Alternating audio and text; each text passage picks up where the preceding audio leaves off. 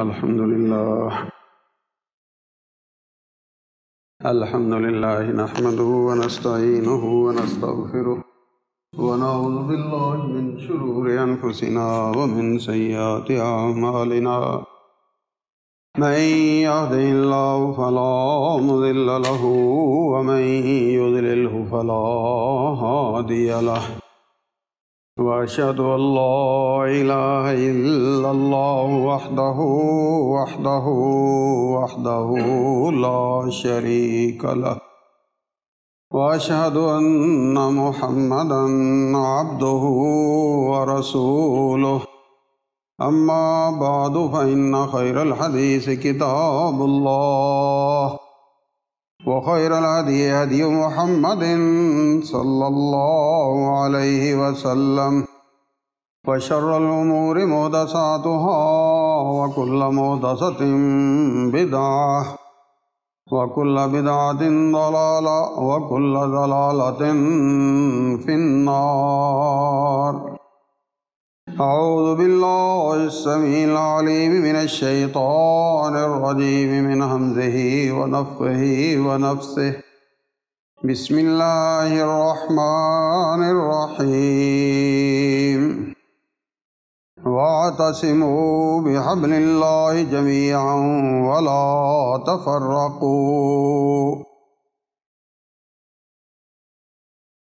احباب گرامی، مشکوٰۃ شریف کے اندر ایک حدیث ہے جس کو امام احمد نے بھی، امام ابو داؤد نے بھی، امام ترمذی نے بھی، ابن ماجہ نے بھی، سب نے نقل کیا ہے، اور یہ حدیث جو ہے وہ صحیح حدیث ہے۔ حضرت عرباض بن ساریہ رضی اللہ تعالیٰ عنہ یہ روایت کرتے ہیں کہ رسول اللہ صلی اللہ علیہ وسلم نے فرمایا،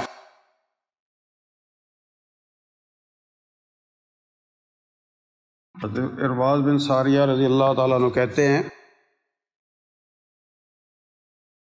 صلی بنا رسول اللہ صلی اللہ علیہ وسلم ذات یوم، کہ رسول اللہ صلی اللہ علیہ وسلم نے ایک دن ہمیں نماز پڑھائی، ثم اقبل علینا بوجہہ، پھر اپنے چہرہ مبارک کے ساتھ ہماری طرف متوجہ ہوئے، یعنی رخ پھیر کر ہماری طرف آپ نے اپنا چہرہ مبارک کیا۔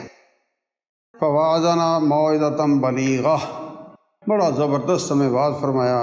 ذرفت منها العیون، آنکھیں جو ہیں ان سے آنسو جاری ہو گئے۔ ووجلت منها القلوب، اور دل جو ہیں اس سے دہل گئے۔ فقال رجل، تو ایک آدمی نے عرض کیا، یا رسول اللہ، اے اللہ کے رسول صلی اللہ علیہ وسلم، کأن هذه موعظۃ مودع، یہ تو ایسے ہے جیسے کوئی الوداع ہونے والا، کوئی جانے والا، جدا ہونے والا واعظ کر رہا ہو۔ فأوصنا، پس آپ ہمیں وصیت فرمائیں۔ فقال، تو فرمایا رسول اللہ صلی اللہ علیہ وسلم نے، اوصیکم بتقوی اللہ، میں تمہیں اللہ کا تقوی، اللہ کا ڈر، اللہ کا خوف سب سے پہلے اس کی وصیت کرتا۔ والسمع والطاعۃ، اور اس کے بعد جو تمہارا امیر ہو، خلیفہ ہو، حکمران ہو، اس کی بات سننی ہے اور اس کی اطاعت کرنی ہے۔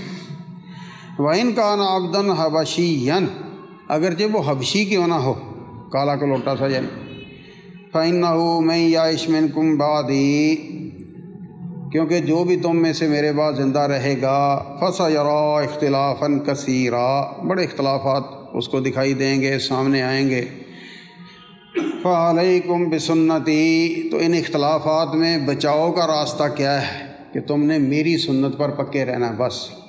وَسُنَّتِ الْخُلَفَاءِ الرَّاشِدِينَ الْمَهْدِيِّينَ، اور میرے بعد جو خلفاء راشدین جو ہیں، جو راشد بھی ہیں، ہدایت والے بھی ہیں، ان کا جو طریقہ ہوگا اس کو تم نے لازم پکڑنا ہے۔ تمسکوا بہا، ان کو مضبوطی سے پکڑنا، وعضوا علیہا بالنواجذ، اور اپنے دانتوں میں دبا لینا ہے، زور سے مضبوطی سے پکڑ لینا اس کو۔ وَإِيَّاكُمْ وَمُحْدَثَاتِ الْأُمُورِ، اور نئی باتیں، نئے کام دین کے اندر، نئے سلسلے، ان سے بچنا ہے۔ فَإِنَّ كُلَّ مُحْدَثَةٍ بِدْعَةٍ، ہر نیا کام دین میں بدعت ہے۔ وَكُلَّ بِدْعَةٍ ضَلَالَةٍ، اور ہر بدعت جو ہے وہ گمراہی ہے۔ یہ وہ حدیث مبارکہ ہے جو کہ رسول اللہ صلی اللہ علیہ وسلم نے صحابہ کے عرض کرنے پر کہ جی ہمیں کوئی وصیت فرمائیں، تو نبی علیہ الصلوۃ والسلام نے یہ وصیت فرمائی، اور اس وصیت میں سب سے پہلے اوصیکم بتقوی اللہ، اللہ کا ڈر، اللہ کا خوف۔ اور حقیقت یہ ہے کہ یہ نماز جو ہے نا ہم پڑھتے ہیں، بظاہر یہ کہ ایکسرسائز ہے، سیٹ اسٹینڈ آگا، کھڑے ہو گئے، رکوع میں چلے گئے، بیٹھ گئے، اللہ کو یہ قطعاً مقصود نہیں، یہ ظاہر ہے۔ اور یہاں ایک اور بات بھی جو طالب علم ان کے لیے، یہ جو نماز کا ظاہر کا معاملہ ہے نا کہ وضو کیسے کرنا، اس میں یہ بات کیسے ہے، یہ کیسے ہے، نماز شروع کیسے کرنی ہے، رکوع کیسے کرنا ہے، سجدہ کیسے کرنا ہے، ہاتھ کہاں رکھنے ہیں، یہ جو ظاہری معاملے اس کو فقہ کہتے ہیں، یہ بھی دین ہے، یہ ہے اوپر والا حصہ، اور اصل ہے اندر والا حصہ کہ تمہارے دل میں نماز پڑھتے ہوئے اللہ کے ساتھ تعلق کیسا ہے، وہ ہے اصل چیز۔ اگر دل کی نماز نہیں تو یہ ٹکرے ہیں خالی۔ جب بھی اللہ کے حضور کھڑے ہونا ہے تو دل کی نماز کی اللہ سے دعا بھی کرنی ہے، تمنا بھی کرنی ہے، اور اپنی کوشش بھی کرنی ہے کہ میرا دل میرے رب سے لگ جائے۔ اور اس کا پتہ کیسے چلے گا؟ جس سے دل لگا ہوتا ہے بندہ اسے باتیں کرنے کے چاؤ میں ہوتا ہے، چاہت میں ہوتا ہے، کوشش کرتا ہے، زیادہ باتیں۔ اور نمازی کے لیے رسول اللہ صلی اللہ علیہ وسلم نے فرمایا ان المصلی یناجی ربہ، نمازی اپنے رب سے سرگوشیاں کرتا ہے۔ کبھی میری اور آپ کی نماز رب سے سرگوشیوں والی ہوئی ہے؟ اللہ اکبر جب کہیں تو واقعی میرا دل بھی گواہی دے رہا ہو کہ اللہ ہی سب سے بڑا، سبحان اللہ جب کہیں تو میرا دل گواہی دے رہا ہو، باقی سب میں کمیاں ہیں، کوتاہیاں ہیں، میرا رب پاک ہے، ہر کمی سے، ہر کوتاہی سے، ہر خطا سے، ہر غلطی سے میرا رب پاک ہے۔ دل کے ساتھ جو ہے نا وہ ہے اصل چیز، اور یہ کب نصیب ہوتا ہے؟ جب دل کے تار اللہ سے جڑے ہوں۔ یہ ایمان کہہ لیں، اس کو تقویٰ کہہ لیں، اور یہ ہر عبادت کی روح ہے۔ نماز، روزہ، حج، زکوٰۃ سب کے حوالے سے اللہ نے یہی کہا کہ اللہ اصل یہی دیکھنا چاہتا کہ تمہارے اندر یہ چیز ہے کہ نہیں ہے۔ تو اس لیے رسول اللہ صلی اللہ علیہ وسلم اپنے وعدوں میں سب سے پہلے اوصیکم بتقوی اللہ، اللہ کا ڈر، اللہ کا خوف، اس کی وصیت فرماتے تھے۔ اور یہ وہ فورس ہے، وہ قوت ہے۔ ابھی اگلے مہینے اللہ خیر سے ہر ایک کے حیات میں جو ہے وہ پھر سے رمضان کے بابرکت دن لائے، روزے رکھیں گے، اور ان روزوں میں بھوک سے برا حال ہے، پیاس سے برا حال ہے، اپنا گھر ہے، دودھ ہے، شربت ہے، ٹھنڈا پانی ہے، سب کچھ ہے، گلے سے نیچے نہیں اترے گا، کوئی ہمیں روکنے والا نہیں، کوئی پوچھنے والا نہیں، چیک کرنے والا نہیں۔ وہ کون سی قوت ہے؟ وہ اندر جو تقوی کی قوت ہے کہ اللہ نے منع کر دیا، اللہ دیکھ رہا ہے، اللہ کا ڈر ہے، اس لیے میں بھوک سے برا حال ہے، پیاس سے برا حال ہے، وہ تو برداشت کروں گا، لیکن اللہ کی نافرمانی پر دلیر نہیں ہوں گا۔ یہ جو قوت ہے نا تقوی کی، یہی ساری زندگی میں اگر غالب آ جائے، نمایاں ہو جائے، نہ کوئی چوری رہے، نہ ڈکیٹی رہے، نہ حصے لوٹی جائیں، نہ مال لوٹے جائیں، نہ جائیدادیں قبضہ کی جائے، سب کچھ جو ہے اس ایک قوت سے، تقوی کی قوت سے سب کچھ سیٹ ہو جاتا ہے۔ اس لیے رسول اللہ صلی اللہ علیہ وسلم، اپنا بندہ خود جائزہ لے لے، شیطان ہمارے موری چڑھے آ کے نہیں، ہر ایک کندھوں پہ سوار ہے، اکساتا ہے یہ کر لو یہ کر لو، لیکن اگر اللہ کی طرف سے کوئی خیر مقدر میں تو ہوتا کیا ہے؟ نہیں میں نے یہ کام نہیں کرنا، مجھے بے شک کوئی نہیں دیکھ رہا ہے لیکن اللہ ناراض ہوگا، وہ خیال آتے ہی ہم اس سے باز آ جاتے ہیں، روکتا ہمیں کوئی نہیں۔ یہ ہے تقویٰ، اور اسی کی رسول اللہ صلی اللہ علیہ وسلم نے نصیحت کی ہے، اور اسی کو ہی دین کے حوالے سے جو بھی کرے یہ سوچ کر کرے، کوشش کریں کہ میرا ہر عمل جو ہے وہ اللہ سے جوڑنے والا مجھے ہو، اللہ کا ڈر میرے دل میں پیدا کرنے والا ہو، اللہ کی محبت میرے دل میں پیدا کرنے والا ہو، جس کی رسول اللہ صلی اللہ علیہ وسلم نے وصیت فرمائی۔ اوصیکم بتقوی اللہ، اللہ کے ڈر کی میں سب سے پہلے تمہیں وصیت کرتا ہوں، والسمع والطاعۃ، اور اس کے بعد رسول اللہ صلی اللہ علیہ وسلم آیا کہ جو تمہارا حکمران ہو، امیر ہو، خلیفہ ہو، اس کی بات سننی ہے، اس کی اطاعت کرنی ہے۔ اس حوالے سے پچھلے جمعے تھوڑے سے ٹائم میں بنیادی سی بات جو تھی وہ صرف عرض کی تھی کہ یہ اسلام جس کے ہم ماننے والے ہیں یہ جماعتی مذہب ہے، جماعت کی شکل میں ہمیں زندگی گزارنے کا راستہ دکھاتا ہے۔ یہ دین اکیلے تنہا باتیں کرتے چلے جاؤ، جس طرح کی عیسائیت میں ہے کہ وہ بیٹا آگے ہے، ماں پیچھے ہے، بیٹا اور جنگل میں اور پہاڑ پر چڑھ گیا، ماں بیچاری پیچھے چیختی ہے، چلاتی ہے، وہ اس کی طرف منہ بھی نہیں کرتا کہ میرے دل میں ماں کی محبت نہ کہیں غالب آ جائے۔ لا رہبانیت فی الاسلام، اسلام میں قطعاً کوئی ایسی رہبانیت نہیں ہے یہ تو انہوں نے کی ہے، اللہ نے نہیں یہ ان کے اوپر لازم ٹھہرائی تھی، بلکہ اللہ نے تو نفی کیا ہے، رہبانیت ابتدعوها ما كتبناها علیہم، ایسی شریعت رہبانیت والی ہم نے ان پر اتاری نہیں تھی، یہ انہوں نے خود ہی کیا ہے۔ اسلام کیا کہتا ہے کہ مزہ تب ہے زندگی کے عین مجدار میں، درمیان میں، بیچ میں کھڑے ہو کر اسی طرح زندگی بسر کرو جس طرح رسول اللہ صلی اللہ علیہ وسلم نے بسر کی۔ لیکن دوسری طرف اللہ والا معاملہ جو ہے وہ کسی جگہ پہ اس میں جھول، کمی، کوتاہی، نافرمانی کا تو سوچا بھی نہیں جا سکتا، کمی بھی نہیں آئے گی، بلکہ نبی کا معاملہ بالکل الٹ ہوتا ہے ہم سے۔ عصر کے بعد نفل نہیں ہے، ایک دفعہ مجبوراً نبی علیہ السلام کا اپنے زور والے رہ گئے تھے، پڑھنے پڑے تو پھر ساری زندگی پڑھے کہ جو تعلق ایک دفعہ رب سے جوڑ لیا وہ توڑنا نہیں، یہ فرق ہوتا ہے نبی کا، اور توڑ نہیں۔ رسول اللہ صلی اللہ علیہ وسلم رات کا پچھلا پہر دیکھ لے، مصلی پہ فجر کی نماز ہے، مصلی پہ ہے، دن چڑھ رہا ہے، مصلی پہ ہیں، سورج ڈھل رہا ہے، مصلی پہ ہیں، اور سورج ڈھل گیا، مصلی پہ ہے، سورج غروب ہو رہا ہے، مصلی پہ ہیں، سونے وقت آ رہا ہے، پھر مصلی پہ ہیں، خوشی ہے تب بھی، کوئی پریشانی ہے تب بھی، رہنا یا بلال، بلال ذرا اذان دے، کو اللہ کے ساتھ باتیں کریں، جو طبیعت پریشان ہے یہ سارا تازہ دم ہو۔ تو یہ تھا رسول اللہ صلی اللہ علیہ وسلم کا معاملہ۔ تو اللہ کے ساتھ جوڑ کر لوگوں کے درمیان رہ کر جو ہے وہ زندگی بسر کرنا، یہ اسلام کا سبق ہے۔ اس لیے رسول اللہ صلی اللہ علیہ وسلم آیا والسمع والطاعت، جو تمہارا خلیفہ ہو حکمران اس کی اطاعت کرنی ہے، اس کی نافرمانی نہیں کرنی، اگرچہ وہ حبشی کیوں نہ ہو، منکے جیسا اس کا سر، دوسری روایتوں میں وہ کیوں نہ ہو، ولو ضرب ظہرک، اگرچہ تیری پیٹھ پہ وہ ناجائز کوڑے بھی مارے پھر بھی اس کی اطاعت کرنی ہے، یہاں تک تاکید کی ہے۔ ہاں الا ان تروا کفرا بواحا، ہاں چٹا ننگا کفر کرنا شروع کر دے پھر اطاعت ختم، پھر اطاعت ختم۔ اس سے پہلے معمولی باتوں پہ جانا جی بگڑ جانا، اور وہ خروج اور وہ حکومت کی مخالفت اور جلسے جلوس، یہ اسلام کا سبق نہیں ہے، رسول اللہ صلی اللہ علیہ وسلم کی یہ سیرت نہیں ہے، اس کی نبی علیہ السلام نے وصیت کی۔ اب یہاں جو ہے نا وہ مسئلہ واضح کرنا ضروری ہے کہ امیر جو ہے وہ دو طرح کا ہے، امامت جو ہے وہ دو طرح کی ہے۔ ایک ہے امامت کبریٰ، جو ہیڈ آف دی اسٹیٹ، جس کو حکمران کہتے ہیں، آج کی زبان میں صدر کہہ لیں، وزیر اعظم کہہ لیں، پرانی کتابیں جو ہیں ہماری اسلام کی اس میں خلیفہ کہتے تھے۔ تو خلیفہ جو ہے ایک وہ امامت ہے، امامت کبریٰ، امیر، بڑا امیر۔ اگر وہ ہے دنیا میں تو اس کی بیعت لازم ہے، اگر وہ دنیا میں ہو اور کوئی مسلمان اس کی بیعت نہ کرے وہ مرے گا تو جاہلیت کی موت مرے گا۔ ایک طرف یہ معاملہ ہے، لیکن ہر ایرا گہرا جو ہے نا اس کا دعویٰ بن جائے کہ میں وہ امیر ہوں، میری بیعت کرو ورنہ تم جاہلیت کی موت مرو گے، یہ سب دھوکے ہیں، فریب ہیں، فراڈ ہیں۔ اس امیر کے لیے سلطہ ہو، پاور ہو اس کے ہاتھ میں، وہ اگر زانی کو سزا دینا چاہے، وہ اگر قاتل کو سزا دینا چاہے، وہ اگر چور کا ہاتھ کاٹنا چاہے تو وہ کر سکے، اتنی اس کی پاور ہو، وہ ہوتا ہے امیر۔ اپنی اس کی کرنسی ہو، فوج ہو، سب کچھ ہو، یہ معاملے۔ تو یہ آج وہ جو شریعت جس کا مطالبہ کرتی ہے، جو اس کی خوبیاں بیان کرتی ہے، ان خوبیوں پہ پورا اترنے والا کوئی نہیں ہے۔ اس لیے آج اگر ہم کسی کی بیعت نہیں کرتے، میں نے پچھلے جو میں عرض کیا تھا، میں اپنے ناقص علم کی حد تک آج تک اس گھڑی تک کسی کو میں اس قابل نہیں سمجھتا، لہذا میں نے اب کسی کی بیعت نہیں کی۔ میں نے ذاتی باتوں سے میں اوائڈ کرتا ہوں، کبھی نہیں کرتا آپ کے سامنے، لیکن مسئلے کی حساسیت کے پیش نظر میں نے کہا تھا کہ مجھے پتہ چلا تھا، میں نے کوشش کی جا کر، لیکن وہ معاملہ نہیں تھا۔ بہرحال ایک یہ معاملہ ہے جس کو امیر کہہ لیں، امامت کبریٰ کہہ لیں، خلیفہ کہہ لیں، بادشاہ کہہ لیں، حکمران کہہ لیں، جو مرضی کہہ لیں۔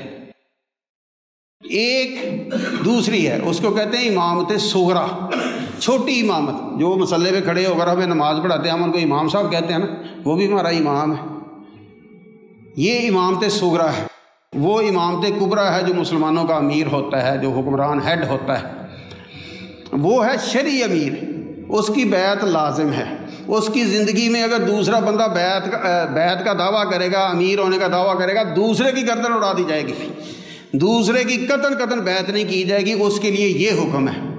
اس کے مقابلے میں دوسری ہے امامت صغریٰ، ہر مسجد کا امام نیا ہے، وہاں ایک ہی ہے، جو بڑا امام ہے نا، بڑا امیر ہے، امامت کبریٰ ہے، وہاں ایک ہے، سنگل، پوری دنیا میں ایک ہوگا، اس کے نمائندے ہوں گے، نائب ہوں گے، لیکن اس کے مقابلے کا دوسرا نہیں ہوگا۔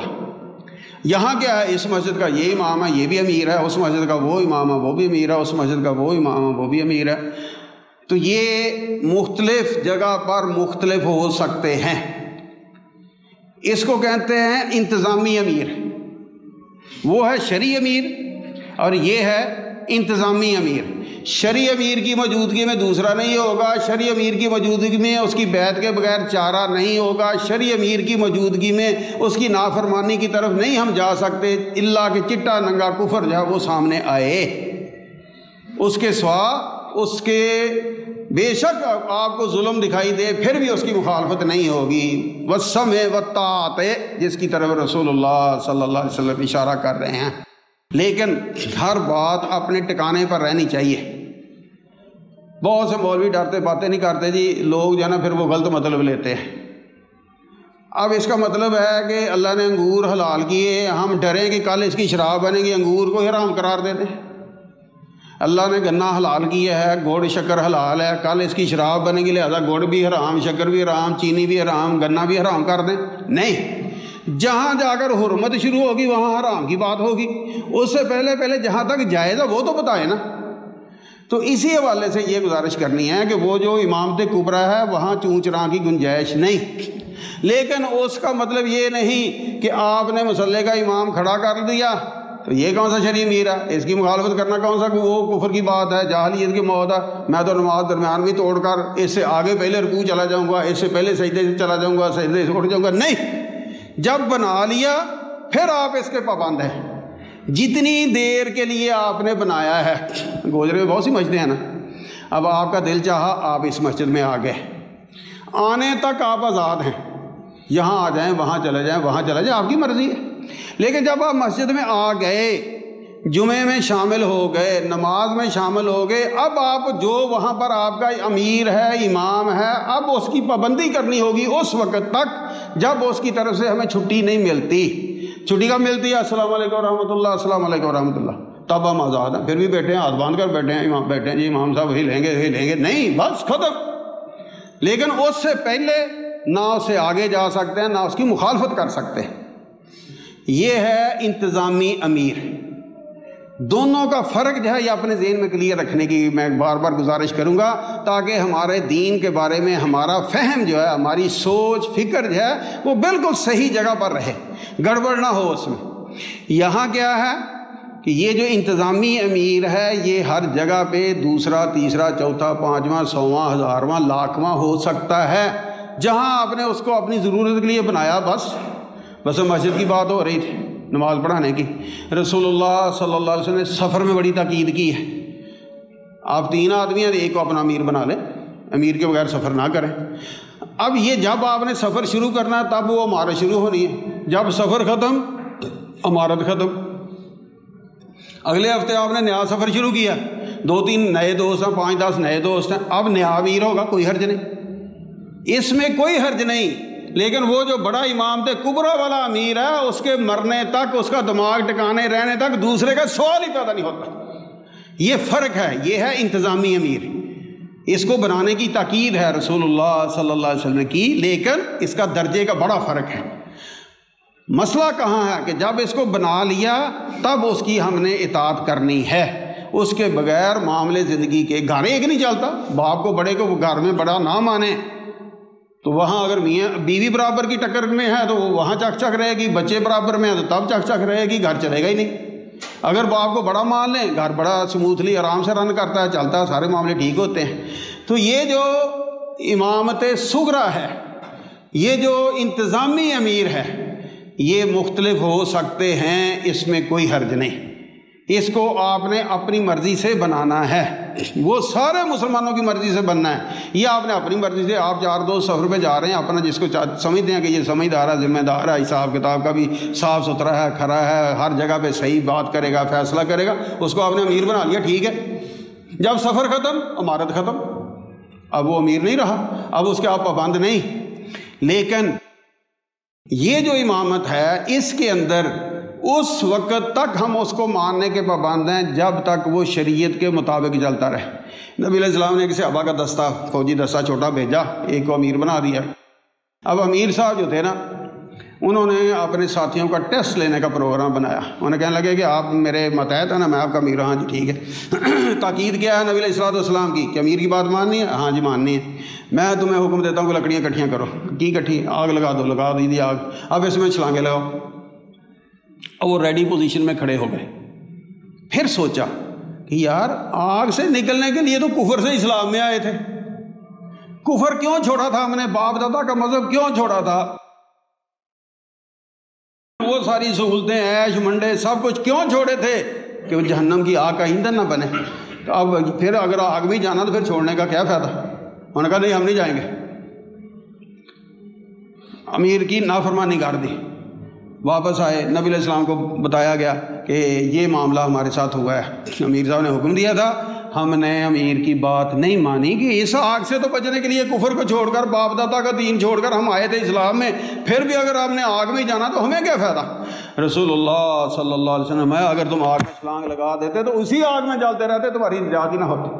میں نے کب کہا کہ امیر اس درجے تک لوگوں کو جانا آزماتا پھرے، ان کی جان کے در پہ ہو جائے. امیر کو امیر اگر بنایا گیا ہے تو اس کو بھی اپنے لیول پہ رہنا ضروری ہے. اس کو اس سب کے معاملات کو ہر طرح سے، دین دنیا کے اعتبار سے، موقع کے اعتبار سے سمجھ کر چلنے کی ضرورت ہے. اس امیر کو بھی بڑے امیر کی طرح نہ اسے اجازت ہے کہ وہ دین سے ہٹ کر کوئی باتیں کرتا پھرے. وہاں بھی کلیئر اسلام کا حکم ہے، لا طاعۃ لمخلوق فی معصیۃ الخالق. اللہ خالق کی نافرمانی میں کسی کی بھی اطاعت نہیں ہوگی. ماں باپ کی اطاعت آخری درجے میں ہے، لیکن اللہ کی نافرمانی میں بندہ کہہ دے نہیں سوری جی میں نہیں کروں گا، جس طرح ابراہیم علیہ السلام نے کہہ دیا تھا، پھر کوئی حرج نہیں. امیر جب تک صحیح باتیں کرتا رہے مانیں گے، سارے مسلمان پابند ہوں گے. اور اگر وہ کفر بواہ کی طرف آ جائے، اللہ کی بغاوت، اللہ کے مقابلے کی طرف آ جائے، جواب دے دیں گے، کوئی حرج نہیں. قطعاً اللہ کے ہاں جواب دے گرفت نہیں ہوگی انشاءاللہ. اسی طرح یہ جو امامت صغریٰ ہے انتظامی امیر ہے. ایک طرف اس کی اطاعت ہے، کہاں تک؟ جہاں تک دین کے دائرے میں رہے. لیکن دوسری طرف بعض لوگوں کو یہ جو ہے نا ایک غلط فہمی سی لگ جاتی ہے، اور پھر وہ اس کا نتیجہ خود ہی نکال کر بیٹھ جاتے ہیں. دیکھو جی یہ کون سا جو مسجد کا امیر ہے، یہ مسلح کا جو امیر ہے، ہماری جو تنظیم کا امیر ہے، یہ کون سا وہ خلیفہ ہے جس کی بیعت توڑیں گے تو جاہلیت کی موت مریں گے، جس کی بیعت سے نکلنا، دین سے نکلنا ہے. یہ تو وہ نہیں ہے نا، لہذا ہم نہیں مانتے. اب وہ بڑی عمارت والی بات جو ہے نا وہ چھوٹے امیر پہ فٹ کر کے ہر بات سے بگڑنا، ہر بات کا انکار کرنا شروع کر دیتے ہیں. اور اس کا نتیجہ کیا ہوتا ہے کہ وہ آپ کا جو نظام ہے، سسٹم ہے، تو وہ برباد ہو جاتا ہے، وہ نہیں چل سکتا. لہٰذا یہاں جو ہے نا وہ بات نہیں فٹ ہوگی. یہاں کیا ہے؟ والسمع والطاعت، اس کی اطاعت کرنی ہے، اس کی بات سننی ہے. کب تک؟ جب تک وہ غلط بات شریعت کے اعتبار سے نہیں کہتا، اس کا ساتھ دینا. ہم نے مسجد کا معاملہ ہے، مدرسے کا معاملہ ہے، نماز کا معاملہ ہے، اور وہ آپ نے کام کرنے کے لیے ایک تنظیم بنائی ہے، آپ نے سفر کے لیے ایک کو امیر بنایا ہے، تو اس کی بات ہم نے ماننی ہے اس وقت تک جب تک وہ ہمارا امیر ہے. جب اس کی عمارت ختم، وہ ساری باتیں اس کی اطاعت سے ہم نکل گئے. امام صاحب سلام پھیر دیتے ہیں، فارغ ہو گئے، اب اس کی اطاعت ختم ہوگی. اب آپ کی مرضی ہے بیٹھ کر اللہ کریں، نفل نوافل پڑھیں، تلاوت کریں، گھر جانا چلے جائیں، کوئی حرج نہیں. لیکن اس کے سلام پھیرنے سے پہلے ہم نہ رکوع جا سکتے ہیں، نہ سجدے جا سکتے ہیں، نہ اٹھ سکتے ہیں، نہیں. یہ تھا ہمارے اختیار میں اس کو چننا، لیکن چننے کے بعد اس کی پابندی لازمی ہے. یہ دونوں میں فرق ہے. اس فرق کو اپنے ذہن میں رکھیں گے تو دین کی گاڑی، دنیا کے معاملات سارے سموتھلی رن کریں گے، صحیح طریقے سے چلیں گے. اور ورنہ اگر وہاں سے بات اٹھائی امامت کبریٰ سے، شرعی امیر سے، اور انتظامی امیر کا انکار کرنا شروع کر دیا تو کوئی نظم نہیں چل سکتا. اور یہ اسلام کا قطعاً سبق نہیں ہے، قطعاً سبق نہیں ہے. نماز ہے، باجماعت رکھی ہے. جو زکوٰۃ کے لیے نبی علیہ السلام بندے بھیجتے تھے کہ نہیں، جاؤ زکوٰۃ اکٹھی کر کے لاؤ، جماعتی طور پہ ہے. اللہ حاصل قیاس ہمارے دین کا مزاج ہے وہ یہ ہے. اور اس کے لیے یہ دونوں چیزوں کا فرق جو ہے وہ اپنے ذہن میں کلیئر کرنے کی گزارش ہے. کوشش میں نے کی ہے کہ سادہ سے سادہ لفظوں میں یہ حقیقت ہمارے سامنے کھل جائے کہ ایک شرعی امیر ہوتا ہے، اس کی مخالفت کا سوال ہی پیدا نہیں ہوتا. دوسرا انتظامی امیر ہے، وہ بنانا آپ نے اپنی مرضی سے، بنانا آپ نے اپنی ضرورت کے لیے. لیکن جب بنا لیا تو جب تک وہ ہے اس وقت تک اس کی اطاعت کرنی ہے، اس کا ساتھ دینا، پھر مخالفت نہیں کرنی۔ اگر یہ سبق پکا ہو جائے تو ہماری مسجدوں میں جگہ جگہ جانا جو جھگڑے ہیں یہ سارے ختم ہو جائیں گے۔ بٹ ٹھیک ہے یار، ایک امیر کو بنا لیا سب نے تو میں ہی الگ رہ گیا، ایک میں بھی باقیوں کے ساتھ چلوں گا تو انشاءاللہ برکت ہمارے شامل حال ہوگی۔ سارے ساتھی نہیں گمراہ ہو سکتے، بعض اوقات بندے کو دھوکہ لگ سکتا ہے، مجھے دھوکہ لگ سکتا ہے، لیکن 10 15 20 دوست جو کہہ رہے ہیں تو پھر ان کی بات ٹھیک ہی ہوگی نا۔ انشاءاللہ وہ غلط بھی ہوگی، اللہ پھر بھی انشاءاللہ نیک نیتی کا ضرور اجر دے گا۔ ارادتاً انٹینسلی جو ہے نا وہ ان چیزوں سے بچنے کی کوشش کرنی چاہیے۔ ہمارے دین کا سبق ہے اور اسی پر کوشش کریں کہ ہم اپنی زندگی گزارنے والے ہوں۔ اس حدیث میں ایک تو یہ سبق دیا تھا رسول اللہ صلی اللہ علیہ وسلم نے، اور فرمایا تھا کہ جو میرے بعد لوگ دیکھیں گے کہ بہت سے اختلاف ہوں گے تو ان اختلافات سے بچنے کا ایک ہی راستہ ہے کہ رسول اللہ صلی اللہ علیہ وسلم کی سنت جعفر علیکم بسنتی و سنت الخلفاء الراشدین المہدیین۔ اور فرمایا کہ اس کو ہے جس طرح دانت میں چیز دبا لے تو وہ نکلتی نہیں، کھینچنے والا کھینچتا رہے، داڑھ کے نیچے جو چیز آ جائے نا پھر وہ جاتی نہیں ہے۔ تو اسی طرح اتنی مضبوطی سے سنت کو پکڑنے کا رسول اللہ صلی اللہ علیہ وسلم نے حکم دیا۔ کیوں کہ خیر والا راستہ صرف اور سنت والا راستہ ہے، نجات والا راستہ صرف اور صرف سنت والا راستہ ہے، اس پر چلنے کی تاکید کی ہے۔ اور سنت کے مقابلے میں بدعت، جس کی تعریف پچھلے جمعے سامنے رکھی تھی کہ دین کے اندر کوئی کام، دنیا کا نہیں معاملہ، دین کے اندر ثواب سمجھ کر وہ کیا جائے، اللہ کا قرب حاصل کرنے کی نیت سے کیا جائے، لیکن پیچھے اس کی دلیل کوئی نہ ہو تو وہ بدعت ہے۔ جس طرح سنت کی نبی علیہ السلام نے تاکید کی ہے، اسی طرح بدعت کے حوالے سے بھی فرمایا وَإِيَّاكُمْ وَمُحْدَثَاتِ الْأُمُورِ، نئے نئے کاموں سے بچنا ہے۔ نئے نئے کام کہاں؟ بار بار یہ فرق جو ہے میں عرض کر رہا ہوں اس لیے کہ یہاں ہمیں بہت دھوکہ دیا جاتا ہے، یہ آپ نے سائیکل نہیں لی، آپ نے موٹر سائیکل نہیں لی، آپ نے کار نہیں لی، آپ نے کوٹھی نہیں بنائی، آپ نے یہ نہیں کیا، موبائل نہیں لیا، فلاں فلاں، یہ دین نہیں ہے، نہیں ہے، نہیں ہے، یہ دنیا کے معاملے ہیں۔ اس وقت گدھا تھا، کھچر تھا، گھوڑا تھا، اونٹ تھا، کشتی تھی، یہ تھے سواری کے سامان۔ آج اللہ نے اس سے آگے بہت سے دے دیے۔ اب ان سواریوں پہ ہم سواری کر سکتے ہیں کہ نہیں کر سکتے؟ کیوں کہ اس دور کی سواری نبی علیہ السلام نے استعمال کی ہے، آج کے دور کی سواری کے لیے ہمارے لیے سنت مل گئی کہ نبی علیہ السلام نے سواری استعمال کی ہے۔ اس دور میں پیچھے آواز پہنچانے کے لیے مکبر کھڑا کیا جاتا تھا، وہ پیچھے اونچی آواز سے امام کے پیچھے کہتا تھا، پیچھے والوں کو آواز جاتی تھی۔ اب وہ آواز آگے پہنچانے کے لیے اس دور کا جو ذریعہ تھا وہ استعمال کیا گیا۔ آج کے دور کا یہ مائک کا ذریعہ ہے۔ یہاں میں بیٹھ بول رہا ہوں، عورتوں کو حال ہم سے بالکل الگ تھلگ ہے، الحمدللہ بالکل پردے والا ہے، کوئی وہاں پریشانی والی بات نہیں ہے، نہ وہ دیکھ رہی ہے، نہ مردوں میں سے انہیں کوئی دیکھ رہا ہے، لیکن بات ساری ان تک جا رہی ہے۔ کس کے ذریعے؟ اس مائک کے ذریعے۔ اب یہ استعمال کر سکتے کہ نہیں کر سکتے؟ ہم کر سکتے ہیں، دلیل ہمارے پاس موجود ہے۔ نماز میں آپ کا موبائل بجنا شروع ہو گیا، اب ایک طرف مولوی لگا ہوا ہے، ایک طرف آپ کے ٹون بھی وہ نور جہاں والی لگائی ہے وہ لگی ہوئی ہے۔ اب کیا کریں؟ ساروں کی نماز خراب کریں یا اس کو نکال کر بند کریں؟ یہ سوال آپ کے ذہن میں پیدا ہوتا ہے۔ اب یہاں ہمارے پاس دلیل ہے۔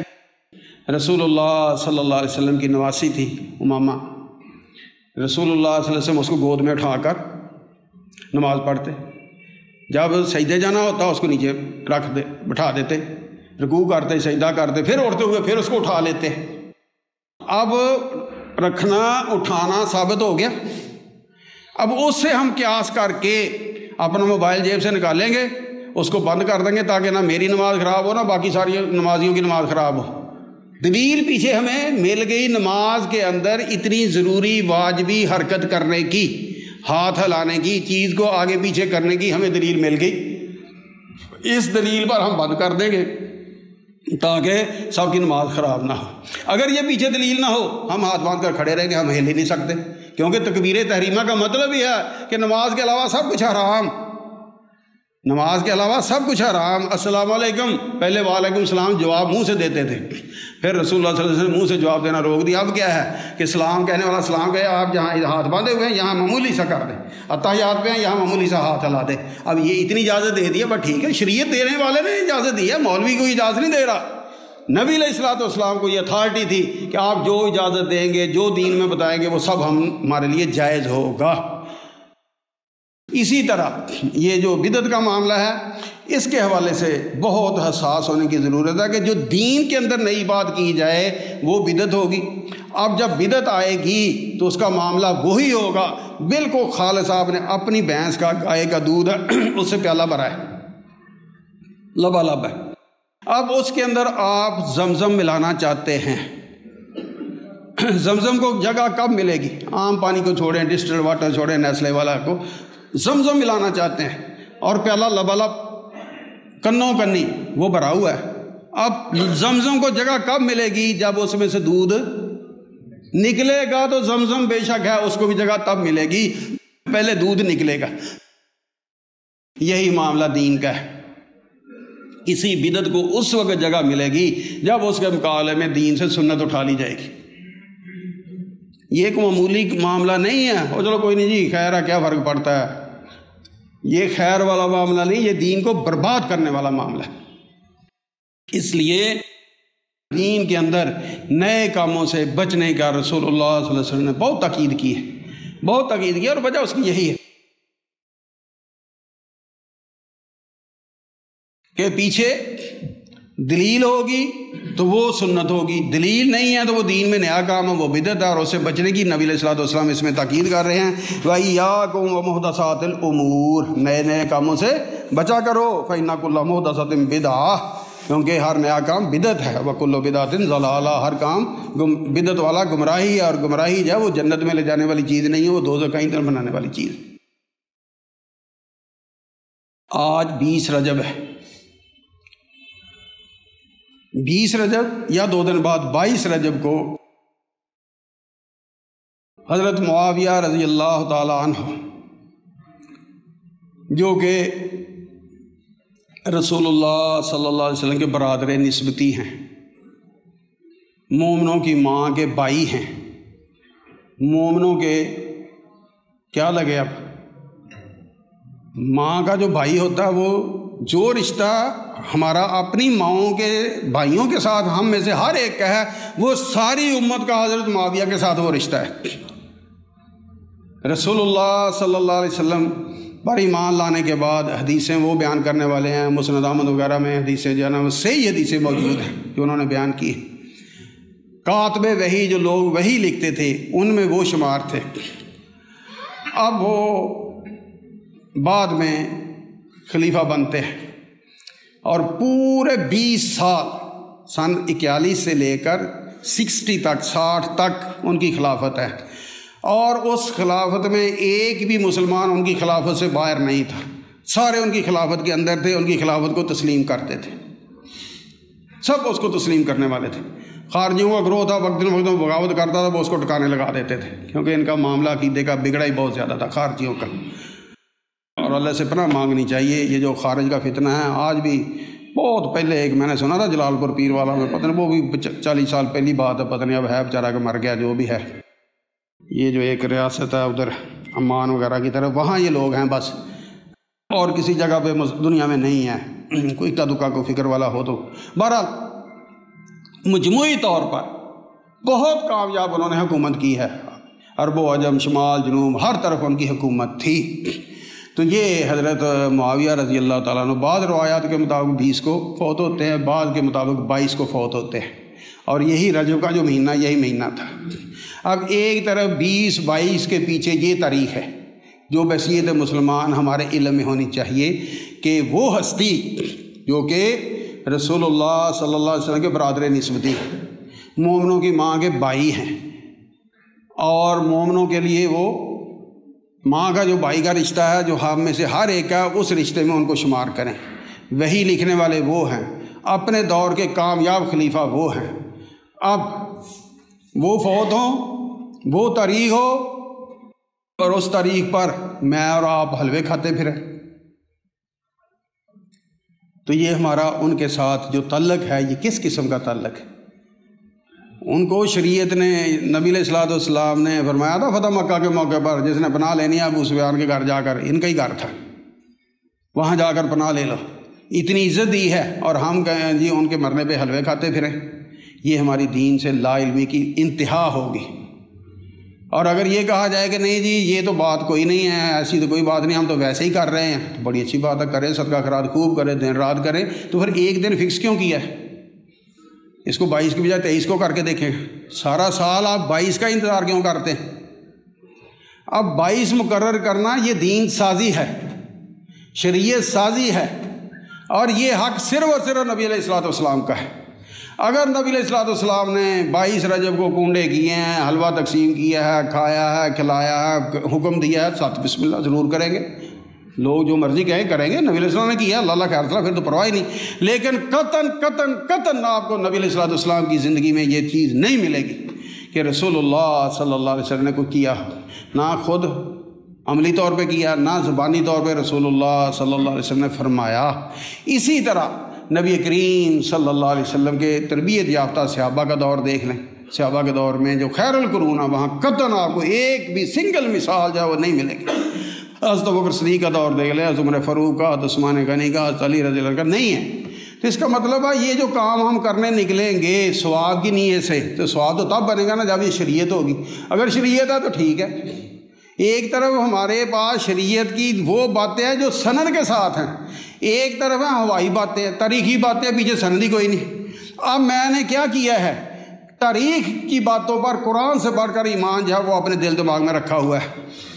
تاریخ کی باتوں پر میں نے حدیث جو صحیح حدیث ہے، جس کو اچھی طرح ٹھوک بجا کر ٹنکا کر چیک کر کے امت نے قبول کیا ہے، اس کو پیچھے رکھا ہے، اور تاریخ کی ہوائی باتیں جو ہیں ان کو قبول کر کے اپنے دل دماغ میں جگہ دے رکھی ہے۔ اب اس کا پتہ نتیجہ کیا نکلے گا؟ اب جو میں عرض کر رہا ہوں نا، بہت سے دوستوں کے دلوں میں یہ کھٹکے گا، یہ مولوی نے کیا شروع کر دیا۔ میں نے وہ شروع کیا ہے جو میرے اور آپ کے لیے نجات کے لیے سبب بن سکتا ہے، یا میری اور آپ کی گمراہی کا سبب بن سکتا ہے۔ اگر دین میں ہم سنت پر چلیں گے تو انشاءاللہ نجات ہی نجات ہے، اور اگر دین کے نام پر، ثواب کمانے کے نام پر، اللہ کا قرب حاصل کرنے کے نام پر ہم بظاہر نیکیاں کرتے پھریں گے، لیکن وہ دین میں اس کی اصل ہی نہیں ہے، دین میں اس کی بنیاد ہی نہیں ہے، تو وہ نیکی نہیں ہوگی، وہ سنت نہیں ہوگی، وہ بدعت ہوگی، اور بدعت گمراہی ہے، اور گمراہی دوزخ کا ایندھن بنانے والی چیز ہے۔ میں اس لیے عرض کر رہا کہ ہم جو یہاں بیٹھے ہیں اپنے ایمان کو ٹٹولیں کہ میرا ایمان اللہ کی کتاب پر ہے جو بالکل پہلے حرف سے آخری حرف تک سچی ہے، میرا ایمان رسول اللہ صلی اللہ علیہ وسلم کی سچی زبان سے نکلی ہوئی سچی باتوں پر ہے، یا سنی سنائی تاریخ کی ادھر ادھر کی باتوں، نہ تاریخ ان کے پیچھے کوئی دلیل ہے، نہ تاریخ ہے، نہ کوئی ثبوت ہے، اور بس ہوائی باتیں اڑتی پھرتی جو ہے جی وہ لکڑ آ رہا تھا، اس نے یہ کیا اور وہ کیا، پتہ نہیں کیا کچھ کہانیاں کہاں سے کہاں تک پہنچی ہوئی ہیں، اور سارے برکت کے لیے، سارے ثواب کمانے کے لیے، سارے روزیوں میں اضافے کے لیے، پھر منہ اندھیرے۔ اب جو اتنی شرطیں آپ نے لگائی ہیں یہ تو وہی بنی اسرائیل کی گاؤں والی شرطیں ہیں، اللہ نے تو گائے کہی تھی، انہوں نے یہ رنگ وہ رنگ یہ وہ، خود پھنستے چلے گئے، اور یہ سارے کام جو لوگ خود کرتے ہیں یہ حقیقت میں رسول اللہ صلی اللہ علیہ وسلم پر ایمان میں مخلص نہیں ہیں۔ ان بیچاروں کو پتہ ہی نہیں کہ نبی علیہ السلام کا حق کیا ہے، شان کیا ہے، مقام مرتبہ کیا ہے۔ ان کا مقام یہ ہے کہ ان کے مقابلے میں کوئی کھڑا نہیں ہو سکتا۔ بس اگر انہوں نے کچھ کیا ہے، کہا ہے آمنا وصدقنا، سارا جہان مخالفت کرے پھر بھی کریں گے، اور اگر انہوں نے نہیں کیا، سارا جہان کرتا پھرے نہیں کریں گے۔ یہ ہے نبی علیہ السلام کا مقام۔ اللہ ہمیں یہ مقام پہچاننے کی توفیق عطا فرمائے، آمین۔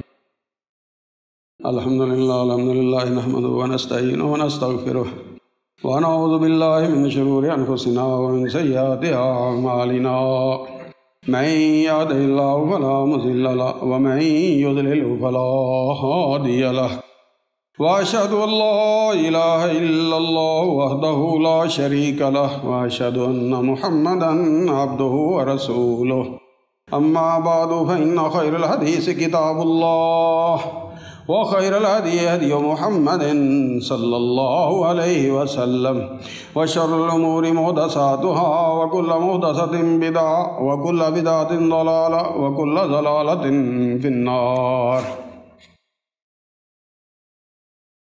حضرت حسان رضی اللہ تعالیٰ عنہ کا قول ہے، مبتدا قوم بدعۃ فی دینہم، کسی قوم نے اپنے دین میں کوئی بدعت جاری کی، الا نزع اللہ من سنتہم مثلہا، اللہ اس کی مثل ایک سنت جو ہے وہ ان سے اٹھا لیتا ہے، ثم لا یعیدھا الیہم الی یوم القیامہ، پھر قیامت تک وہ سنت ان میں واپس نہیں آتی۔ سبحان ربک رب العزت عما یصفون وسلام علی المرسلین والحمد للہ رب العالمین.